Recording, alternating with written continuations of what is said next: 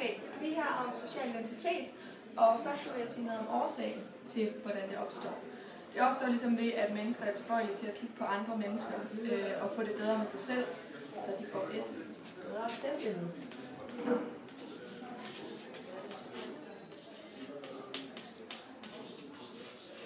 Yes. Og ved at kigge på andre mennesker, så er det ikke altid de gode ting, der andre mennesker de kigger på. De kigger ligesom på de negative ting, og dermed så ved de også, at de selv er bedre end det. Okay, så har vi nogle centrale begreber. Først så er der noget, der hedder in and out groups.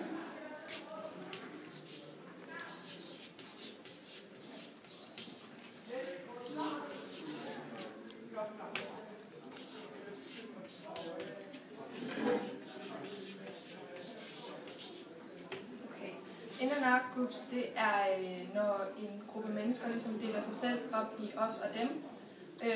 Så er der os, som er den gruppe mennesker, og så er der de andre.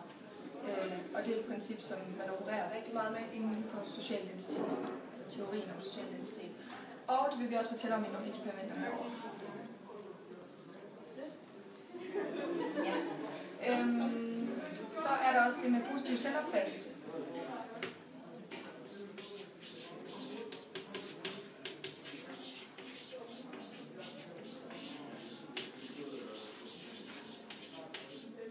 Og det var også det, jeg snakkede om her med årsagerne, med at man kigger på andre og på deres negative ting, og får dermed et positivt billede af sig selv. Okay, inden for de her centrale begreber med in-groups and out-groups og positiv selvopfattelse, så har man lavet nogle eksperimenter.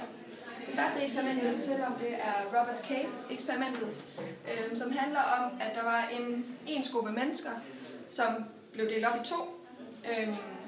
Det ene, de skulle på sommerlejr forresten. Og det ene gruppe kaldte sig ørnene, og den anden for slangerne.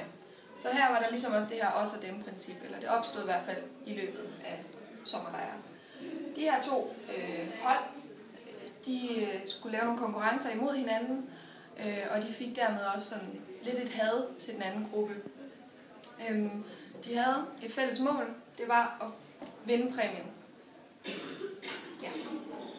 Og det man kan se ved det her eksperiment, det er, at bare man deler folk op og giver dem noget at arbejde hen imod, og giver dem nogle konkurrencer og nogle holdaktiviteter, så opstår der ligesom også de her etnocentriske tanker om de andre grupper. Ja.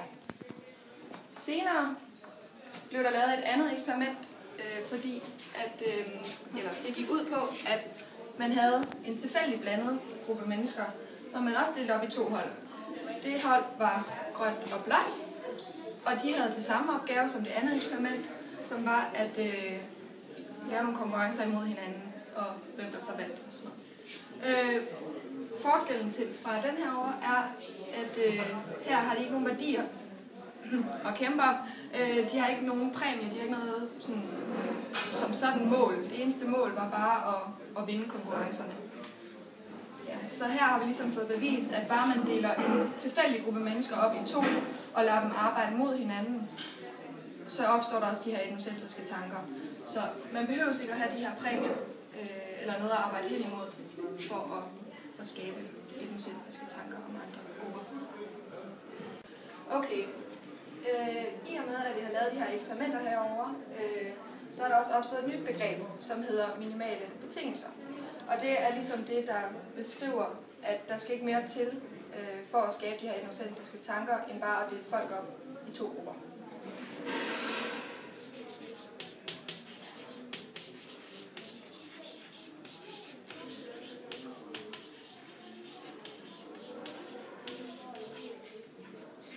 Okay, en løsning på de her etnocentriske tanker, der opstår inden for teorien om social identitet, kunne være, at man bare skal skabe accept imellem de her grupper, der er, og man skulle prøve at skabe en kontakt imellem dem, så de forskellige grupper får at se, at de modsatte grupper ikke er så slemme, som de går og tror.